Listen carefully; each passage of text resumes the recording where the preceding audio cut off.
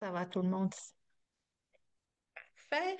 Euh, Tout ce qu'on fait avec la communauté expérience, les webinaires sont disponibles sur la chaîne YouTube. Fait que si vous voulez retourner les voir plus tard ou les partager à d'autres mondes, c'est toujours une possibilité. Euh, Aujourd'hui, on a un webinaire un petit peu spécial. C'est que souvent, on parle de gens qui travaillent avec des patients partenaires qui collaborent avec nous. Mais aujourd'hui, on tourne le miroir de l'autre côté. Nous allons être avec des patients partenaires fantastiques qui vont nous partager leur cheminement à tous les trois. Ils m'ont demandé de leur faire une présentation très, très courte, ce qui veut dire que je vous les nomme. Je vous dis qu'ils ont un point commun, c'est que ce sont des membres depuis longtemps de la communauté expérience et qui ont trois cheminements complètement différents. Complètement en haut de mon écran à gauche, qui va nous faire des petits bye-bye pour qu'on la reconnaisse, c'est Karina Prévost, qui est une des deux leaders de la communauté Expérience. Juste à côté, vous avez Catherine Wilhelmy, qui est aussi une des co-leaders de la communauté Expérience.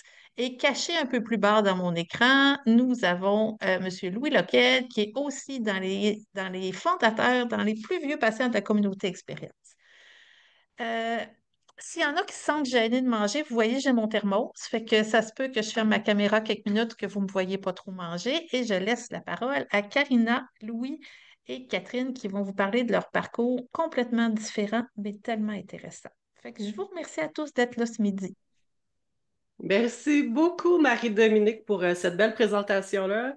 Comme Marie-Do l'a si bien dit, ben, merci vraiment sincèrement à tout le monde qui est là aujourd'hui pour nous entendre, écouter notre petite histoire. On est là, on vogue, on travaille en partenariat, mais on s'est dit que ce serait intéressant peut-être de partager avec vous notre parcours, de voir qu'est-ce qu'on fait, pourquoi on fait ça, puis qu'est-ce qui nous a amené à faire ça. Puis peut-être que certains aussi d'entre vous se demandent, mais comment on arrive à faire du partenariat? Tu sais, moi, je voudrais bien, mais je sais pas trop par où passer tout ça. Donc, ben, moi, je me présente, je suis Karina Prévost, patiente partenaire depuis une dizaine d'années, mais aussi patiente partenaire de mes propres soins, mais ça remonte à beaucoup plus loin. On parle il y a j'aime pas ça me vieillir, mais je vais vous dire franchement une cinquantaine d'années. Donc, j'ai passé ma vie dans le milieu de la santé comme patiente à un point tel que moi, de mon vivant, j'ai pas de souvenir de pas recevoir de traitement à l'hôpital. Ça a vraiment, vraiment fait partie de ma vie de A à Z. Puis, en vieillissant, j'ai acquis beaucoup, beaucoup de bagages, beaucoup d'expertise parce que moi, je suis née avec une maladie chronique qui s'appelle la fibrose kystique. Et c'est une maladie dégénérative qui éventuellement amène le décès, malheureusement. C'est récessif par le papa et la maman. Donc, chacun avait un gène qui m'amenait à avoir cette maladie-là. J'ai donc vécu ça comme adolescente, comme enfant, comme adolescente et comme jeune adulte. Et un parcours de soins comme celui-là nous amène à accueillir puis à vivre un grand, grand bagage expérientiel, plein d'affaires avec la vie, avec la maladie, mais aussi dans le système hospitalier. Puis moi, je me disais tout le temps, mais ça n'a pas de bon sens. J'ai vécu plein d'affaires, je transporte avec moi plein, plein, plein, plein de choses. Puis je peux rien faire avec ça, tu sais. Puis à l'époque où moi j'ai commencé à recevoir des soins, c'était un milieu de soins qui s'appelait plutôt paternaliste, c'est-à-dire que les médecins, ils disaient quoi faire et il y avait comme une notion que le médecin était là pour te sauver, donc tu devais, entre guillemets, obéir. Et ça, moi, j'ai trouvé ça bien, bien, bien difficile. Puis plus tard, dans mon parcours de soins, les choses ont commencé à changer. On a commencé à avoir une façon de faire centrée sur le patient où là, il y a eu une nouvelle équipe de soins. Puis on commençait à me demander ma perspective, comment je vivais ça dans le concret, comment je vivais ma vie avec cette maladie-là qui m'amenait plein de frustrations, plein de problèmes de santé mentale, physique. Je me voyais dépérir, donc comme ado, c'est pas évident. Alors on a commencé à collaborer parce qu'ils ont commencé à me demander mon opinion. Fait que c'est à peu près à l'âge de l'adolescence que moi j'ai commencé à être partenaire de mes propres soins. Fait que là, j'ai commencé à me dire, ah oui, OK, il peut se passer quelque chose, je peux amener une sorte de contribution dans le système de la santé. Ça s'est poursuivi comme ça. Plus tard dans mon parcours, ben là, j'en suis venue à l'époque, ou au moment de ma vie où je faisais face à la fin de ma maladie. Donc, la seule option pour moi, c'était avoir une transplantation pulmonaire si j'avais la chance d'avoir un donneur, ce qui est arrivé. Euh, tout de suite après ma transplantation. Là, les choses se sont mises à mieux aller. C'est complexe, une transplantation. Il y a plein d'enjeux. Les soins deviennent différents, mais là, les choses quand même se sont mises à mieux aller. Et il y a une chose que j'ai récupérée beaucoup, c'est l'autonomie et le temps. Et là, je me demandais, qu'est-ce que je peux faire pour redonner avec tout ce que je viens de vivre dans ma vie? C'est là une de mes professionnels de soins m'a dit, tu pourrais probablement faire partie de mon projet de recherche parce que là, on commence à vivre une chose qui s'appelle le partenariat. Moi, j'ai besoin de patients partenaires, des patients comme toi, qui pourraient aider à recruter des patients pour participer à mon projet de recherche. Puis là, j'ai dit, oh, c'est intéressant ça. Je me sentais utile, je me sentais valorisée. Fait que c'est vraiment comme ça que j'ai commencé à m'impliquer, non pas comme partenaire de mes soins, mais comme partenaire dans le système en disant, je vais valoriser mon expertise, mon expérience de vie, tout le négatif que j'ai vécu, je vais essayer de l'amener puis d'en faire quelque chose. J'ai eu la chance d'avoir des professionnels qui m'ont fait de l'espace pour que je puisse partager ça. C'est comme ça que mon aventure a débuté. Puis, depuis ce temps-là, j'ai participé j'étais à peu près à 25 projets de recherche où j'ai participé non pas comme participante cobaye, mais bien comme soit comme co-chercheur ou comme transmetteur de connaissances. J'ai participé à des projets de recherche de toutes sortes qui sont allés, oui, avec la transplantation pulmonaire, donc mon vécu expérientiel, mais avec le temps, j'ai fait toutes sortes de choses et j'ai commencé à m'impliquer avec la communauté expérience, entre autres. J'ai aussi donné de la formation à l'Université de Montréal. Et tous ces projets de recherche-là, toute cette implication-là ont fait qu'éventuellement, ben, présentement, je fais du partenariat à temps plein euh, et je continue comme ça et j'apprécie l'idée de dire que le partenariat, quoi qu'on en dise, quoi qu'on en fasse, c'est pour tout le monde.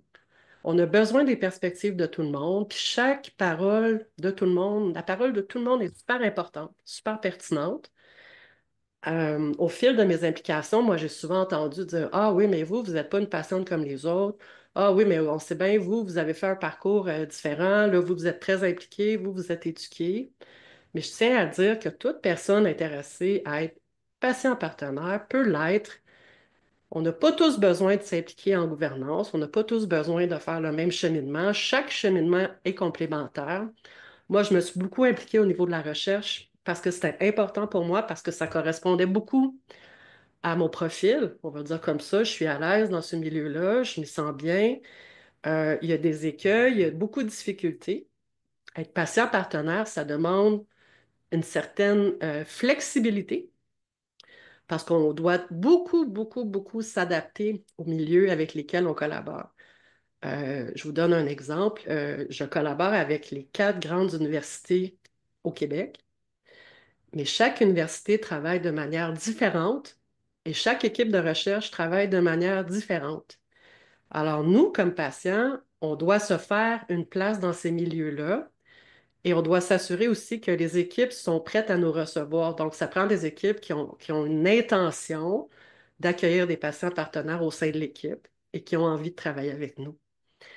On pourra, moi, je souhaiterais privilégier le mode de l'échange et des questions. Donc, je vais passer la parole à mes collègues ou à Marie-Dominique là, pour qu'on puisse poursuivre ça puis avoir un meilleur temps d'échange ensuite.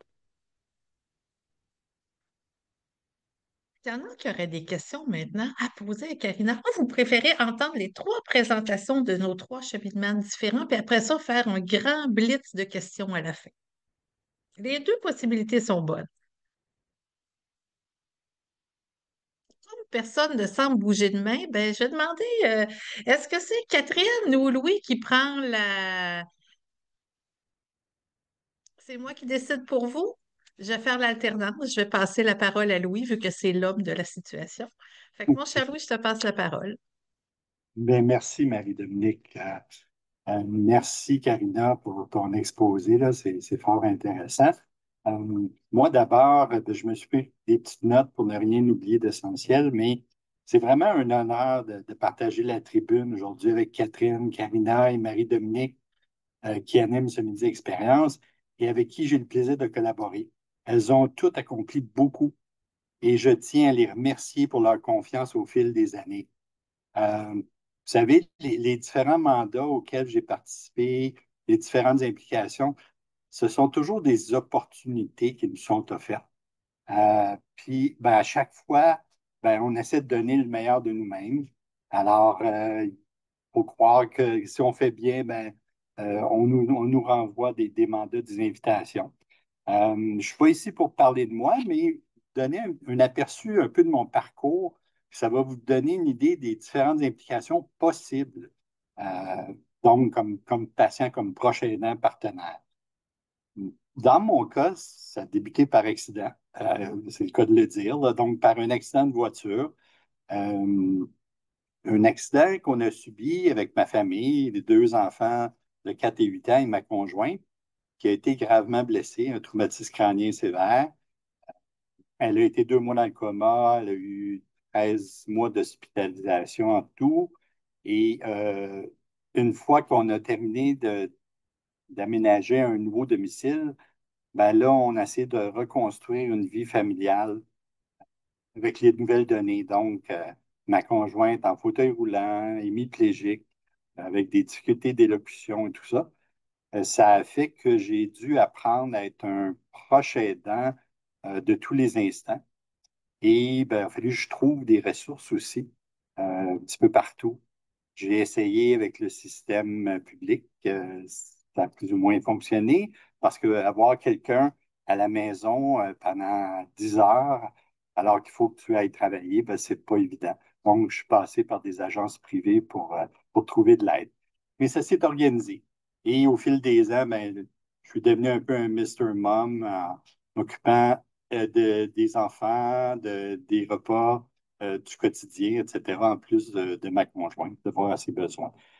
Donc, éventuellement, en 2012, j'ai débuté avec la faculté de médecine de l'Université de Montréal au niveau des cours CSS, des cours de collaboration en service de santé. Et plus tard, je me suis impliqué au niveau des cours de formation d'éthique narrative et éthique clinique. En 2019, il y a eu une belle opportunité qui m'a été offerte de joindre le CEPPP et l'INES comme patient coordonnateur. Donc, j'étais en prêt de service à l'INES et mon rôle principal au bureau méthodologie et éthique, c'était de recruter des patients, des proches aidants, des usagers pour participer au projet d'évaluation qui était fait à l'INES. Donc, il fallait recruter des patients, les encadrer, les aider au niveau des différents documents qu'il fallait signer, etc., pour les faire participer à des projets. Euh, Éventuellement aussi, on a créé le panel des usagers et des proches à l'INES, panel sur lequel je siège maintenant comme usager, alors qu'à l'époque, j'étais comme co-animateur jusqu'au moment où j'ai quitté l'INES en 2023. Euh, il y a énormément de travail qui a été fait à l'INES aussi pour mettre en place des outils de recrutement. Il y a un arbre de décision qui a été mis en place également pour essayer de déterminer quel niveau d'engagement était le plus approprié pour les différents projets. Alors, est-ce qu'on parlait de collaboration, de co-construction ou simplement de consultation? Euh, il y a eu des efforts aussi de consultation auprès de patients et d'usagers au niveau des objectifs stratégiques de l'INES. Alors ça, j'ai eu le plaisir de faire ça avec le VP, qui était le VP stratégique à l'INES à ce moment-là, Denis Roy. Éventuellement, il y a eu des implications auprès de la communauté expérience que vous connaissez bien. J'ai joint à titre de membre du comité exécutif et j'ai également participé à l'Université de Montréal au renouveau du programme de médecine premier cycle. Alors, ça m'a donné des opportunités de me pencher sur tout ce qui pouvait être fait pour améliorer la formation des futurs médecins. Euh, j'ai également participé comme membre du comité organisateur du colloque francophone des leaders en santé. pour le Collège canadien des leaders en santé durant 3 années d'affilée, de sorte que j'essayais d'aider le comité à recruter des patients pour participer justement soit à des panels ou des présentations lors du colloque. Alors, ça a été un mandat fort intéressant. Ensuite, j'ai joint le panel des patients aviseurs du CMAG, Canadian Medical Association Journal. Ça, c'est en 2022 sur recommandation du docteur Denis Roy, que j'avais connu à l'INES. En 2023, que je le mentionnais, j'ai quitté l'INES pour poursuivre au CEPPP. Je me suis particulièrement impliqué au niveau du projet qui touche les proches aidants, étant donné que le gouvernement avait adopté une loi visant à reconnaître et soutenir les personnes proches aidantes, une politique nationale et un plan d'action gouvernemental. Donc, ce qu'on fait avec des collègues au CEPPP, c'est qu'on essaie de mettre en place des formations, des guides, des outils pour équiper autant les professionnels qui font affaire avec des proches aidants que les proches aidants eux-mêmes qui font face à des défis très importants. Et ça, ben, ça donne de beaux résultats. Ensuite, il y a eu également une implication au niveau de la refonte des cours CSS afin de moderniser toute l'approche. Ces cours-là existent depuis 2010 et nécessitaient une revue assez importante, ce qui a été réalisé avec beaucoup de succès. En 2023, j'ai également joint le groupe de travail qui s'appelle CamTrain, c'est en fait spécialisé pour développer des formations qui s'adressent aux professionnels qui font des essais cliniques et qui demandent également des patients de s'impliquer. Alors, mon rôle particulièrement, c'est d'amener toute la science qui a été développée à l'université et au CEPPP pour impliquer des patients afin qu'ils soient partenaires au niveau des essais cliniques. Parce qu'on ne veut pas qu'ils soient simplement des participants, on veut également qu'ils contribuent comme patients partenaires à la co-construction de ces protocoles qui, qui servent aux essais cliniques et qui donnent des résultats parfois un petit peu mitigés, si on veut. Et en même temps, il faut assurer la santé et la sécurité de ces patients-là qui vont participer aux essais cliniques. Euh, j'ai joint également un groupe de travail qui a révisé les CANMEDS, qui sont en fait les grands principes qui visent tous les médecins à travers le Canada au niveau de la collaboration intra- et interprofessionnelle. C'est un mandat fort intéressant. Encore là, une belle opportunité. C'est une invitation qui m'a été transmise, que j'ai acceptée avec plaisir. Et comme je le mentionnais, ben, et Karina l'a mentionné tout à l'heure, ben, il faut adopter la bonne posture selon chaque mandat, de sorte qu'on soit écouté, entendu, considéré, et en même temps, ben, qu'on montre tout le respect nécessaire aux intervenants qui sont en quête par exemple, de solutions innovantes. Alors, c'est toujours assez délicat de se positionner comme patient partenaire ou proche aidant partenaire dans le cadre de différents comités, surtout lorsqu'on est entouré d'experts. Éventuellement aussi, en 2023, j'ai joint le comité citoyen de la chaire de recherche en santé durable qui est associé au Centre Vitam et qui fait de très belles choses afin de promouvoir la santé.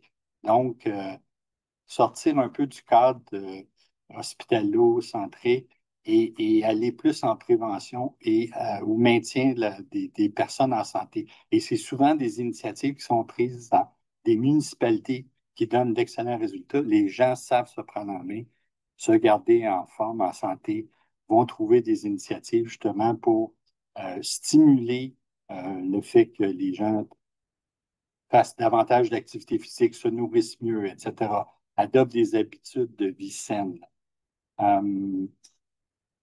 Disons que depuis 2024 aussi, j'ai participé à différents projets grâce à la communauté expérience. J'ai également joint un beau mandat avec l'Office des professions, dont je ne peux pas parler aujourd'hui, là, mais qui a des buts très, pertinents et très concrets à court moyen terme. Euh, je collabore également avec HEC, Health Excellence Canada, pour différents mandats. J'ai été invité aussi au congrès de l'ACFAS comme patient partenaire pour partager mon vécu. Démontrer aux scientifiques également qu'il y a plein d'implications possibles pour les patients partenaires, les prochains partenaires. Euh, Tout récemment, j'ai joint le bureau du patient partenaire de la Faculté de médecine de l'Université de Montréal comme en fait euh, coordonnateur des activités pédagogiques au niveau du partenariat patient. Alors, mon rôle porte principalement sur les cours d'identité professionnelle du médecin et les 8 ateliers qui ont été créés pour aider les médecins à développer de meilleures habiletés en matière d'entrée en relation, d'être sensible à la perspective de l'autre, de discuter des habitudes de vie, de discuter des émotions avec les patients. Alors, ce sont des ateliers vraiment fort intéressants. Je sais que plusieurs collègues, dont Karina, ont participé à ce genre d'atelier et vraiment, on en retire beaucoup et je pense que c'est la même chose de la part des médecins, des futurs médecins. En terminant, je tiens encore une fois à remercier tous ceux qui m'ont fait confiance, qui m'ont donné des opportunités de collaborer avec des gens extraordinaires, dont bien sûr mes 3 collègues du Midi Expérience, mais aussi Caroline Wong, André Néron, Annie Descoteaux, Marie-Pascale Paumé et bien d'autres. Et je ne peux pas oublier Vincent Dumais qui a tracé la voie pour tout ce qui est partenariat patient au Québec et à l'international également. Alors, je vais m'arrêter ici et je vais passer la parole à Catherine. Je me joins à M. Potvin, des parcours impressionnants de mes collègues qui sont très dans la profondeur des expériences sur des années, puis dans différentes sphères du système. Puis moi, ça a été aussi dans différentes sphères, de façon ponctuelle à travers ma vie d'enfant, adolescente, puis après ça, plus tard, mes 2 parents ont été atteints de maladies graves. Fait que comme jeune enfant, j'ai vu un peu comment on vit avec ça, tout ce qui nous est pas dit. Et ça m'a amené plus tard, ben, en fait, dans les dernières années, à partir un comité de jeunes, des enfants partenaires. Puis, je vous en reparlerai un petit peu plus tantôt. Puis, j'ai accompagné ma mère, mon conjoint dans le cancer. Puis, à un moment donné, c'est moi qui l'ai eu.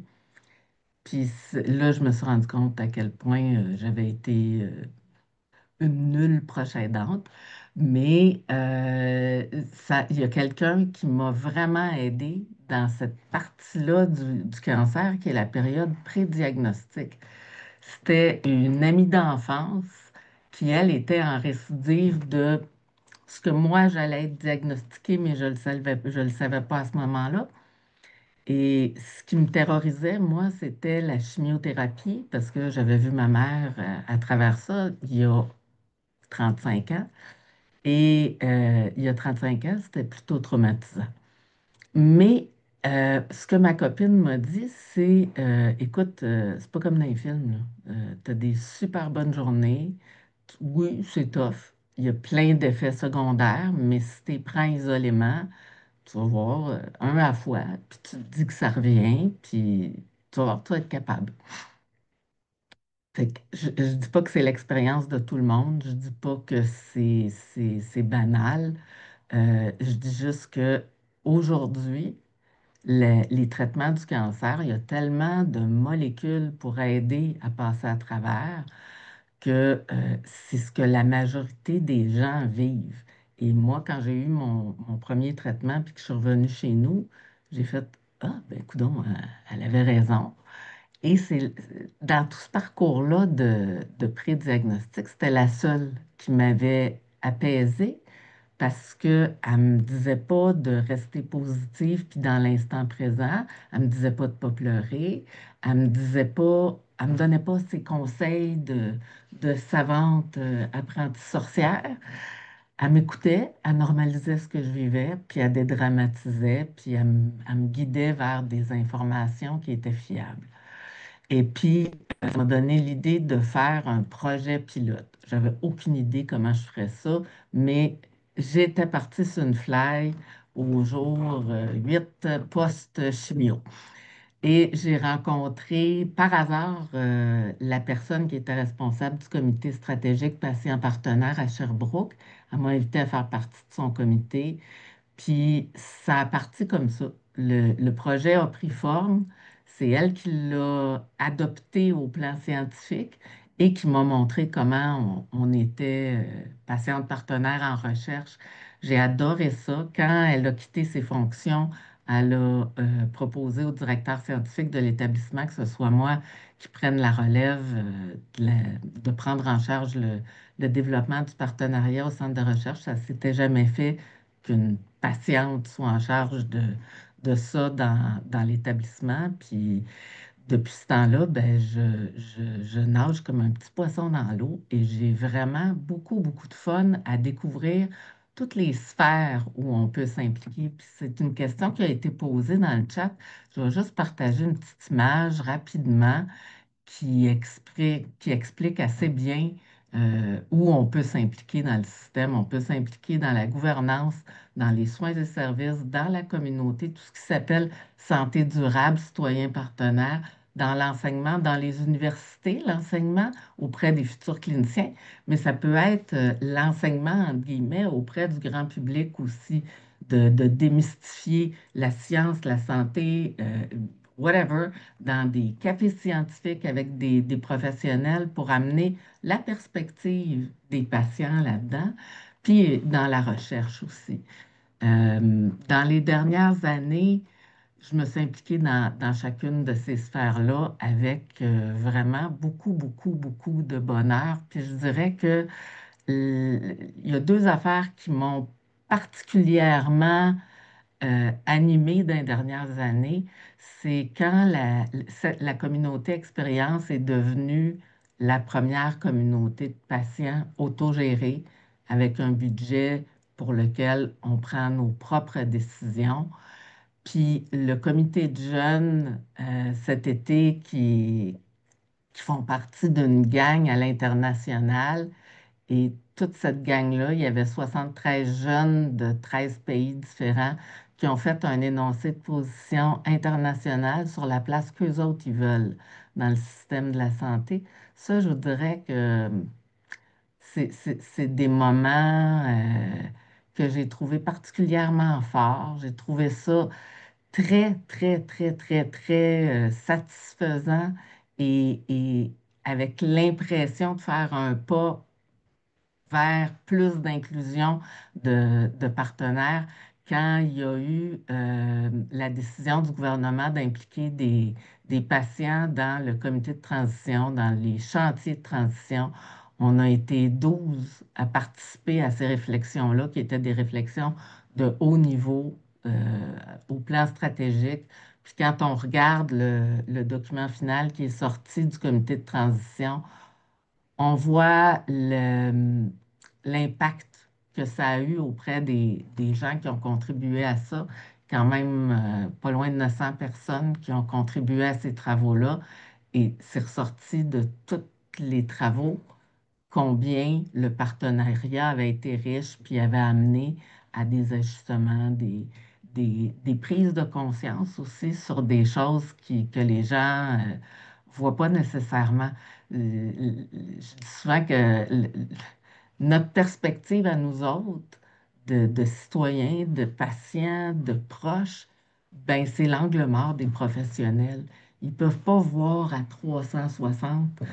Puis ce qu'on vit, nous autres, on amène cette perspective-là, pas parce qu'on en sait plus, pas parce on est meilleur, on a juste une connaissance de quelque chose qui est différent de celle qu'ils ont.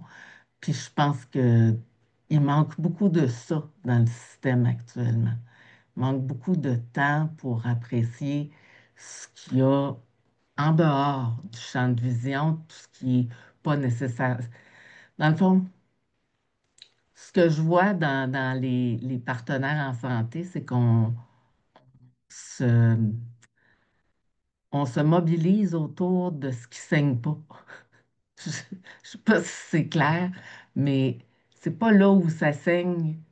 C'est pas nous autres qui allons faire des points de suture, qui allons réparer une cassure ou je sais pas quoi, mais on va être capable d'apprécier, entre guillemets, là, de considérer tout ce qu'il y a autour, tout ce qui se passe là-dedans. Je ne vais pas prendre plus de temps. Moi aussi, comme Karina, puis Louis, je veux laisser du temps pour les questions, puis les échanges. Lâchez-vous lousse.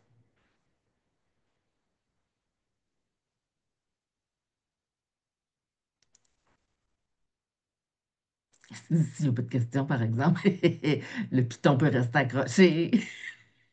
OK, je cherchais mon Python pour le micro. Alors, tout ça est très intéressant. Je m'excuse, je suis arrivée un peu en retard.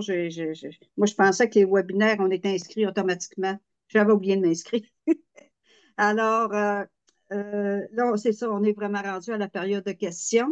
Ça serait intéressant que toutes les personnes qui participent ouvrent leur caméra, qu'on puisse, pour que ce soit plus agréable pour nos présentateurs. Pour les questions, c'est simple. Vous posez vous-même vos questions ou vous les mettez dans le chat et on va se charger de les poser pour vous. Pour que plus de personnes puissent poser des questions, on demanderait d'être bref et de ne pas trop parler de sujets personnels, là.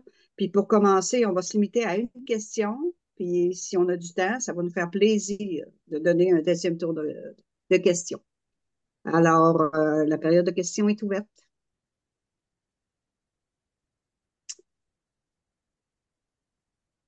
On a Jérôme, je pense, je ne sais pas si vous le voyez, mesdames, mais on a Jérôme qui a la main levée. Oui, bonjour. Merci beaucoup pour ces Moi, je ne témoignages. le vois pas. Je trouve ça extrêmement intéressant. Puis pour moi, je vois ça comme des processus de construction aussi de sens par rapport à la maladie, etc. J'aimerais savoir comme quelles compétences vous pensez que vous avez le plus développées en devenant patient partenaire ou proche aidant? Je- Moi, ça m'a fait sortir de mon nombril de, de patiente.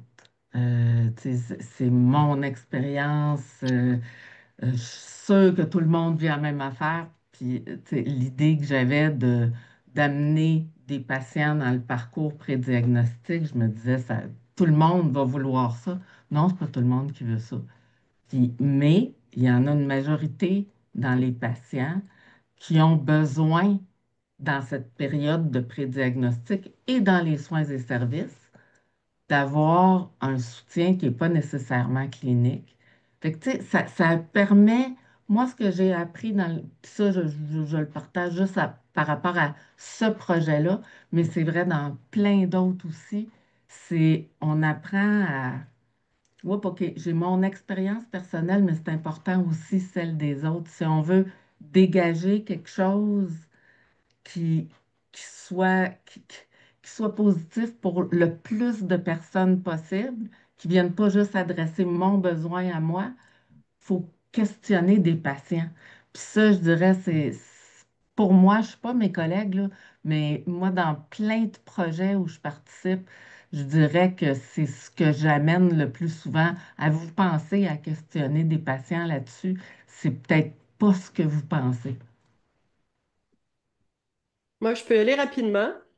Merci pour ta question, Jérôme. Il y a deux choses, moi, je dirais. Il y a la flexibilité, l'espèce de capacité d'adaptation très rapide et très ouverte. Surtout si les projets se multiplient, parce que comme je disais dans mon exposé, plus il y a de projets, plus il y a de différences. On demeure patient partenaire, mais il faut quand même s'adapter à chaque réalité. C'est comme changer d'employeur ou de collaborateur 10, 12 fois dans l'année. C'est tout un exercice, ce qui amène à mon deuxième, une forme de... C'est comme un doublon, là, mais pas un doublon, mais un duo, là, bien sûr, il y a la posture d'humilité, mais d'humilité dans l'écoute de l'acceptation, de pas toujours oui, mais moi, parce qu'il y a un petit peu le contraste de dire oui, un chercheur pourrait dire oui, mais toi, t'as pas le doctorat, t'as pas ci, t'as pas tout ce qu'il faut pour être là. Mais moi aussi, je pourrais avoir une posture de dire ouais, mais toi, tu comprends rien parce que toi, t'as pas été hospitalisé, puis toi, t'as pas eu toute la misère du monde que j'ai eue. Donc, moi, j'ai la vérité absolue. Donc, il faut un peu écraser ce trauma-là qu'on a tous eu pour en faire une espèce de soupe plus digeste où on va transformer notre vécu en possible repartage, une sorte de transfert des connaissances qui vient de nous, tu sais. Moi, c'est comme ça que je l'aborde. L'humilité aussi, c'est d'accepter ben, que on peut se planter. Oui, on peut se planter. Et la reconnaissance, l'acceptation de qui on est à travers la maladie, la reconnaissance de l'individu qui se cache derrière cette maladie-là, et une forme ouais, de reconnaissance de sa propre valeur. Moi, je te dirais là, que c'est vers ça que ça tend, là, mes réponses. Je peux y aller à mon tour. Ben, tout comme mes deux collègues, c'est l'humilité, hein. On se retrouve dans toutes sortes de situations, entouré d'experts, de gens qui maîtrisent des sujets assez pointus souvent. Mais en même temps, le poids de la responsabilité aussi qu'on ressent parce que euh, on a la responsabilité d'exprimer une voix qui n'est pas souvent entendue. Euh, Parfois, c'est une occasion assez unique et il faut saisir le bon moment aussi parce qu'il ne va pas toujours se présenter, mais parfois, là, on va marquer un point important juste parce qu'on était intervenu au bon moment auprès des bonnes personnes. Et ça, là, ça revêt un poids très particulier. Euh, alors, ça ajoute un peu au sens de responsabilité qu'on peut avoir déjà, mais qui est poussé à l'apogée dans certains contextes. Alors, on ne peut pas se permettre de ne pas exprimer certains points de vue lorsqu'on est invité à certaines tables parce qu'on le sait qu'il n'y en aura peut-être pas d'autres occasions.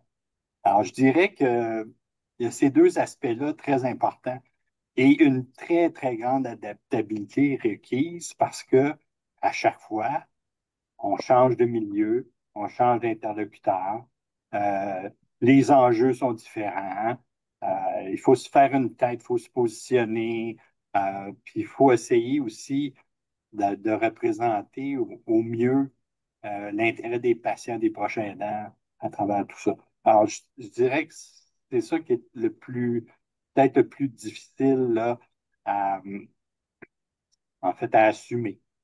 Voilà. Merci beaucoup. Marie-Dominique, tu as une question? Ben, c'est drôle, j'ai une question, mais elle recoupe la question de Karine et de Dany. Fait que je vais poser une question triple finalement. Fait que si j'étais au Scrabble, ça sera une question payante. Ça a été quoi votre première fois? Comment vous vous êtes senti la première fois que vous vous êtes ramassé sur une chaise de patient partenaire dans une équipe? Puis comment vous avez appris à naviguer là-dedans? Peux y aller. Marido, j'en profite pour mentionner que M. Potvin m'a posé une question dans la boîte de conversation. Si on peut y répondre après, ce serait chouette. Oui, la première fois, je pense que j'en ai parlé un petit peu dans ce que je vous ai raconté au départ, mais je vais quand même y revenir. Moi, c'est après ma transplantation. Bon, j'étais partenaire de mes propres soins, comme je vous ai dit. Là, ça veut dire que je m'impliquais auprès de l'équipe, puis je challengeais, puis là, je posais des questions, puis là, je me renseignais, puis je cherchais les meilleures solutions possibles. Mais un vrai partenariat, là, patient-partenaire, c'est il y a 10 ans, ça commençait. Vincent Dumais avait commencé à mettre les balises là, à Montréal, le modèle de Montréal sortait, tout ça. Et là, moi, j'ai une endocrinologue qui m'accompagne. Je suis fraîchement sortie de transplantation. Je suis fraîchement pas mal déprimée aussi à cause de la haute dose, des hautes doses de médication. Rien ne va plus. Et je cherche pas mal un sens à ma vie. Je transporte tout ce lourd bagage-là. Et là, c'est ça, mon endocrinologue, je suis assise dans son bureau, puis là, je discute avec elle, j'ai quand même une très bonne relation de confiance et tout. Puis là, je lui dis, je sais plus quoi faire de ma vie, je sais plus quoi faire de ma peau, j'étais trop faible pour travailler. Donc, c'est là que l'idée du partenariat est venue sur la table. C'est mon endocrinologue qui m'a vraiment dit, embarque dans mon projet, je te vois là, ça va peut-être faire déboucher d'autres choses, puis ça va peut-être te rendre la vie plus facile. Ou en tout cas plus agréable, ça va t'occuper. Puis c'est comme ça que ça a commencé pour moi. Donc, ça a commencé en recherche, puis rapidement, ça a suivi. De fil en aiguille, on rencontre d'autres patients partenaires dans ces projets-là. Là, ils m'ont dit, hey, connais-tu ça? Il y a des formations données à l'Université de Montréal avec des patients partenaires qui font de la formation dans des cours, c'est trippant, tout, tout, tout. Fait que j'ai envoyé mon CV à l'Université de Montréal, puis j'ai été rencontrée par M. Néron à l'époque, Annie Descoteaux, et j'ai passé le cap de l'entrevue, puis j'ai commencé à faire des formations là. Et comme Louis l'a mentionné tantôt, quand tu t'embarques dans un projet, ben souvent ça va de fil en aiguille. On rencontre d'autres personnes, on échange des bons procédés, puis ça se poursuit comme ça. Puis il y a beaucoup, le CEPPP, il a été pour beaucoup là, dans mes débuts d'implication aussi. Je passe la parole à mes collègues.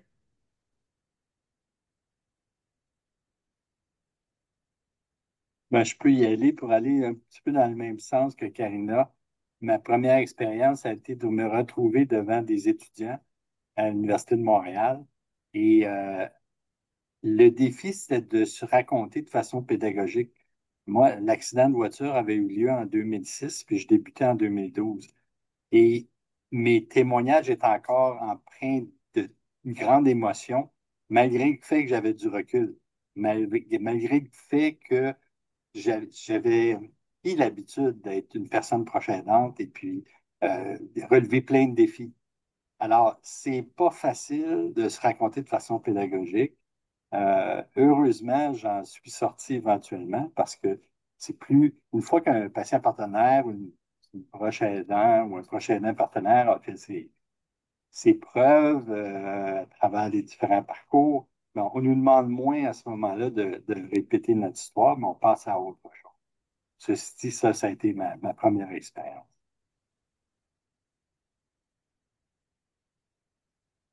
Moi, c'était dans le projet de recherche, le fameux projet pilote que je voulais faire. Là, j'ai commencé à me rendre compte à la première rencontre avec les statisticiens que j'avais des croûtes à manger. Et là, on parlait de randomisation, puis de ci, puis de ça. Moi, je viens pas du milieu de la recherche, je comprenais absolument rien. Et là, à un moment donné, il y a un des statisticiens qui a été génial et qui m'a dit qu'est-ce que vous préférez, vous? Et je dis, ben, c'est parce que là, je comprends pas vraiment. Là, je vais prendre du temps après là, pour essayer de comprendre, mais là, je comprends pas. Il dit, ben, il faut que vous le dites parce que sinon, on ne pourra pas prendre des décisions ensemble. Là, j'ai fait OK. Là, j'ai compris qu'il fallait vraiment qu'on fasse équipe et que si je comprenais pas, il fallait vraiment que je lève la main. Mais c'est pas toujours comme ça. C'est pas toujours ce genre. Dans les différents secteurs où j'ai été impliquée, j'ai eu de la chance de tomber une première fois sur des gens comme ça qui m'ont ouvert la porte puis qui m'ont enseigné. Les gens qui font du partenariat pour la première fois, il faut se dire que tant les patients que les professionnels, une première fois, c'est une première fois, puis chacun embarque dans une culture qu'il ne connaît pas et il y a une courbe d'apprentissage pour les deux. Et ça, souvent, ben, en tout cas, moi, je partais en me disant, ben, les professionnels, eux autres, ils savent, Mais non, c'est ensemble que ça se construit, ces affaires-là. Puis c'est ensemble aussi qu'il faut, tu sais, moi, quand je travaille avec des chercheurs, je m'attends qui parlent du partenariat après avec des collègues, que ce soit des chercheurs, des décisionnaires, des cliniciens. Je- J'aimerais ça qu'ils en parlent auprès de leurs collègues, qui me disent ce qui a marché, ce qui n'a pas marché, ce que j'ai amené, puis qu'on améliore les choses ensemble. Puis l'inverse est vrai aussi. Ce que nous autres, on apprend sur le système là-dedans, c'est assez phénoménal. Tu sais, on part avec une idée du système qui part de notre posture dans le système, mais quand on commence à s'impliquer, on voit tout ce qu'il y a en arrière du rideau, puis on réalise qu'on ne le connaît pas très bien, notre système, puis qu'on aurait avantage comme population à mieux le connaître. Si vous permettez, on va poser la question d'André qui était sur le chat.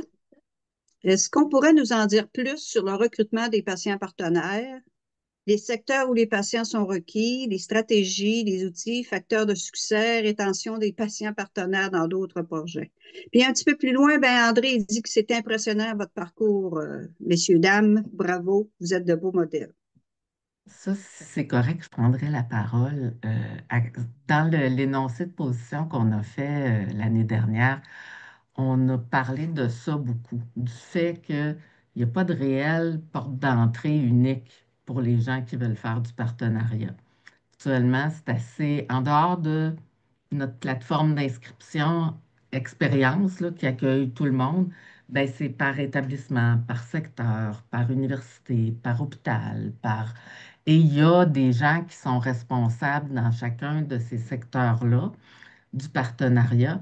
On a fait on a publié sur le site de l'unité un répertoire de, des personnes qui sont responsables du partenariat partout au Québec.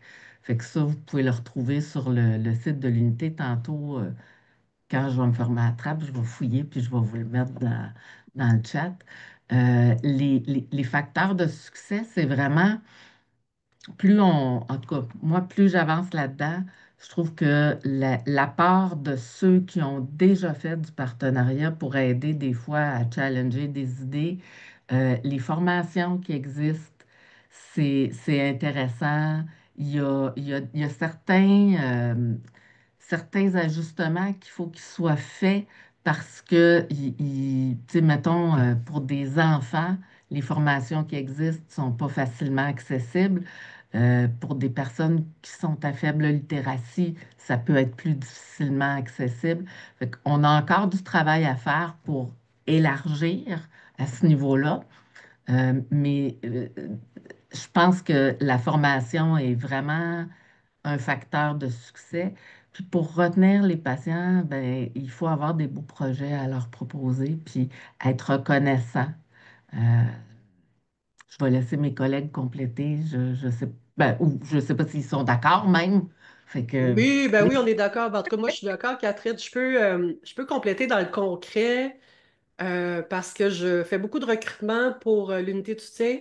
Je fais du matchage, pardonnez-moi dans le mauvais mot, là, mais je fais de la mise en relation entre des équipes de recherche et des patients partenaires. Je ne suis pas la seule à faire ça, là.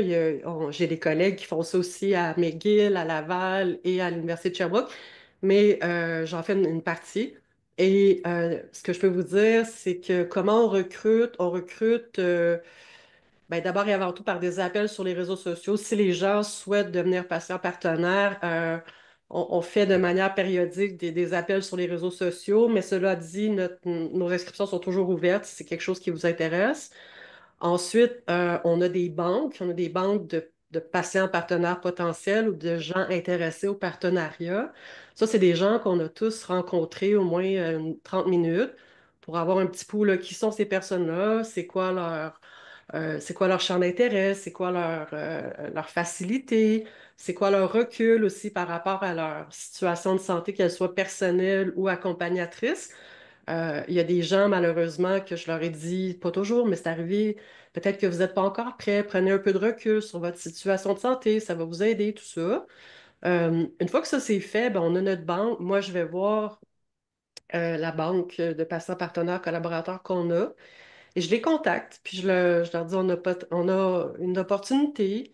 On y va selon ce que les équipes recherchent, selon la géographie aussi. Est-ce qu'on cherche quelqu'un au Saguenay-Lac-Saint-Jean? Est-ce qu'on cherche quelqu'un sur la Côte-Nord? Est-ce qu'on cherche quelqu'un qui est à Montréal? Donc, ça fonctionne un peu comme ça. Et c'est des mises en relation. C'est beaucoup, pour ce qui est de la rétention, M. Potvin, moi, je trouve que ça passe par la bienveillance, par l'accompagnement, puis par l'information. Si on ne tient pas les patients partenaires au courant, si on ne les contacte jamais, si on fait juste avoir une liste qui dort, qui ne sert pas à grand-chose sauf à avoir une liste, ben, ça ne porte pas ses fruits, les gens se découragent, puis on s'en va pas qu'on s'en va pas nulle part, mais c'est pas ça porte pas ses fruits. Puis pour ce qui est une fois que les patients partenaires, souvent potentiels, ont commencé, s'ils commencent, s'ils débutent, on leur propose aussi une forme de mentorat, un accompagnement par les pairs qui est informel mais qui demeure toujours là. On leur propose de dire, ben, si tu as envie, ben, je vais te mettre avec quelqu'un qui est plus habitué. Tu vas pouvoir accompagner cette personne-là. Puis si tu as des questions, si tu as envie de discuter, c'est pas un accompagnement indéfini, mais c'est un accompagnement qui est aussi disponible. Je sais pas si ça répond à une partie de votre question, mais c'est pas mal comme ça de mon côté que je fonctionne, avec la communauté expérience puis l'unité de soutien. Je m'excuse, je fais une petite parenthèse de rien. Avec la communauté expérience puis l'unité de soutien, on est en train de travailler sur une sorte de portail pour les patients, les professionnels, peu importe le secteur, pour amener un peu plus de connaissances sur le partenariat, puis la possibilité de voir les offres de partenariat qu'il y a dans le système et de postuler, entre guillemets. C'est pas de vin? Oui, alors merci pour les informations. En fait, ce que je constate, moi je suis plus au niveau d'un CIUS, le CIUS Centre-Sud de Montréal, en fait. Donc, notre stratégie pour atteindre des gens, c'est plus à l'intérieur de notre banque, si on veut, de patients partenaires, là, ou d'usagers ressources, comme on les appelle. Peut-être que Louis avait des j'avais réagi, ma question, c'était pour réagir surtout à Louis au départ.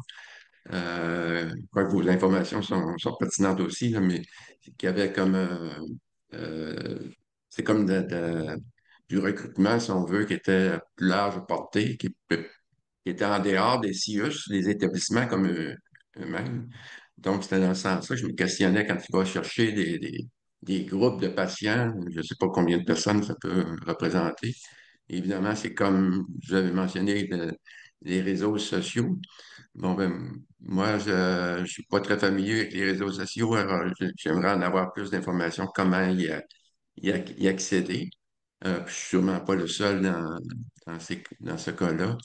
Euh, donc, et tout ce que vous avez mentionné, en termes de mentorat, etc., euh, la, la- la- la bienveillance, la reconnaissance, etc. Je pense que c'est tous des facteurs qui sont importants, puis j'adhère tout à fait à ça, là. Mais j'étais juste curieux de voir par rapport à vous êtes beaucoup dans le milieu de la recherche, près des universités, donc c'est vraiment un domaine que, ben, tu vois, moi que je connaissais pas de très près, là. Et puis, ben, j'apprécie en connaître davantage. Puis, merci de tout le travail que vous faites. C'est le fun ce que vous dites parce que tu sais, le partenariat actuellement, il se fait beaucoup en silo dans les établissements de santé, dans le milieu de la recherche, dans la communauté, dans les universités, dans la gouvernance, puis toutes ces affaires-là, il n'y a pas nécessairement. Tantôt, Karina en parlait, là, tu sais, c'est comme travailler pour 18 000 employeurs, mais il n'y a pas nécessairement partout le même tissu de cohérence. Puis ça, dans l'énoncé de position qu'on a fait l'année dernière, on l'a nommé clairement, puis on a souhaité fort. L'énoncé de position, on l'avait fait pour nommer au gouvernement certaines recommandations à l'égard du partenariat, puis c'en était une importante, sinon la plus, qui était d'amener un petit peu plus de cohérence transversale entre les différents silos pour qu'on sache tous au moins, qu'on soit en recherche ou dans n'importe quelle sphère, le partenariat, il y a des choses que c'est, puis il y a des choses que c'est pas. Être- Quand les gens confondent le partenariat avec les comités d'usagers ou confondent le partenariat, c'est un patient partenaire ou un participant à la recherche, c'est pas la même chose. Fait qu'il y a, il y a une trame, un continu dans le partenariat qui mériterait à être connu égal par tout le monde. Si vous Si vous permettez, permettez. on aurait le temps pour une dernière question. C'est Louis qui parlait, c'est parce que j'ai pas ma. Est-ce que c'est lui qui parlait? Non, c'est moi qui voulais peut-être rajouter quelque chose, juste une observation. Ce que je vois souvent, c'est on est toujours un petit peu limité par la question de la confidentialité, et de, des- la protection des renseignements personnels des patients partenaires. Donc, ça limite souvent un petit peu nos interventions quand on est dans un établissement en particulier. J'ai l'impression, je ne sais pas si c'est un enjeu quand vous regardez de façon plus large au niveau des réseaux sociaux, là, mais euh, je sais que toute cette dimension-là dans les communications qu'on peut avoir, euh, par exemple, on est en train d'établir une communauté de pratique au CIUS. Puis là, bon, on est tout le temps, ben là, pour faire attention, les informations personnelles, tu sais, c'est comme ça nous restreint des fois, là, disons. Si on parle de patients qui sont, par exemple, hébergés à l'hôpital, c'est par exemple, je ne sais pas si tout le monde est familier avec le projet Parole Onco, qui sont des patients qui accompagnent d'autres patients dans des trajectoires de soins. Ben là, oui, il y a de la confidentialité de dossiers de patients qu'on accompagne, mais entre patients partenaires dans une même communauté de pratique, comme dans Expérience, ben là, la confidentialité, elle repose sur si moi je me joins à Expérience puis que j'accepte d'échanger avec les gens qui sont là, ben, il y a un bout où, Ben, cela étant dit, Monsieur Potvin, peut-être que ça va répondre clairement. On est obligé de respecter les normes de la loi 25, assurément, là. Donc, il n'y a aucun renseignement confidentiel qui transige sur les réseaux sociaux et tout ça. C'est très, très, très limitatif. C'est des appels. C'est tout à fait en accord avec la loi 25. Donc, on a cette obligation-là aussi, là, comme vous. Marie-Dominique, peut-être qu'on est à la fin, c'est Oui, ça? moi, on est rendu à la fin. J'attendais que tu termines. Ben, Marie-Dominique, je la cherche, je la vois pas. Alors, oui, on est rendu à la fin. Moi, je vous remercie beaucoup, Karina, Catherine et Louis, pour ces beaux témoignages. C'est vraiment super intéressant. C'est encore plus motivant, en tout cas, pour ceux qui sont déjà là. Notre prochain webinaire, ce sera le 24 novembre. Il portera sur la collaboration avec les Premières Nations et Inuit dans les 6 Silicius. Aussi, je remercie ceux qui ont participé au webinaire aussi. Là, il y a une belle participation, c'est intéressant. Je vous rappelle que ce webinaire il est enregistré. Vous pourrez le retrouver prochainement, comme toutes les autres de cette série, sur la chaîne YouTube là, de l'unité de soutien SAA Québec.